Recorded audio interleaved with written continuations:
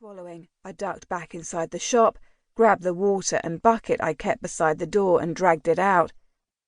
It wasn't the first time I'd had to clean off some offending remark or another. The man watched me as I set to work, violently scrubbing the paint before it could set. He cleared his throat when I swore loudly. "I would help," he indicated his pristine suit, "but—" A bark of laughter escaped me as I shook my head and waved a hand in dismissal. "Seriously, it's fine. I'm used to fending for myself and cleaning up after other people." The bitter bite to my tone didn't go unnoticed. In fact, the nice man slung off his jacket, rolled up his sleeves and grabbed the other cloth. "Oh," I said, my cheeks heating. "I didn't mean for you to... You don't have to..." "It's fine." He winked as he smiled at me. "Although, I think these rags have had it." He was right. The material I'd set aside for my once-a-week attack was threadbare and covered in dried paint. They were literally smearing the paint around. At least the word scum was erased, even if it meant my shop front had a new bright white facade. "Shall I go and grab some paint, stripper?" Warmth engulfed my chest, squeezing hard enough to cut off my oxygen supply. No one ever offered to help me. Like, ever. Why was the man from next door being so nice? "No, it's okay," I said, smiling when his gaze dropped.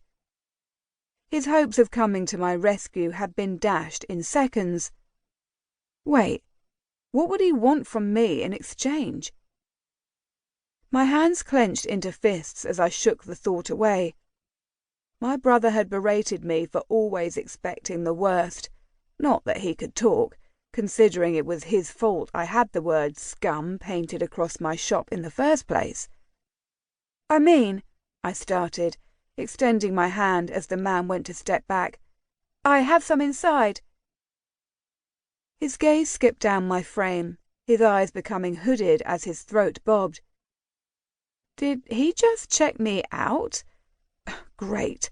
And there I was, believing for a split fucking second that he was there to help me out from the kindness of his heart.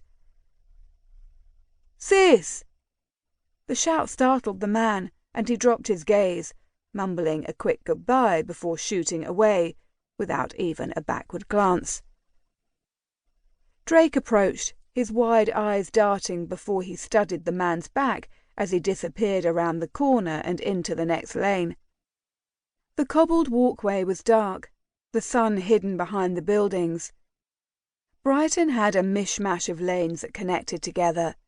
The walkways, too small for cars, allowed people to get lost in amongst the shops. "Tell me," I barked, throwing the cloth back in the bucket, "do I look like a porn star?" Growling when the white water splashed on the cobbles, I brought my leg back, ready to kick the bastard bucket. Drake's sudden tight grip on my elbow snapped me out of it. No, he stuttered, looking over his shoulder. "Although the tight tank top barely contains your bazoombas." My stomach dropped as I glanced up at my brother, the churn setting in when he squinted at me before looking down the lane. He was distracted, his eyes wide and glazed. His hands shook as he tucked them in and out of his pockets. "Drake?" My tone was low, calm. "Is everything good?" Without looking at me, he slowly shook his head, his eyes staring off into the distance. For a moment his shoulders relaxed, the tension draining out of him. I knew it wouldn't last. Fuck. Stepping over the bucket, I pushed open the shop door so it was nice and wide. My heart thundered when I waved him over, giving him a thumbs up to let him know it was safe. My brother had mental health issues.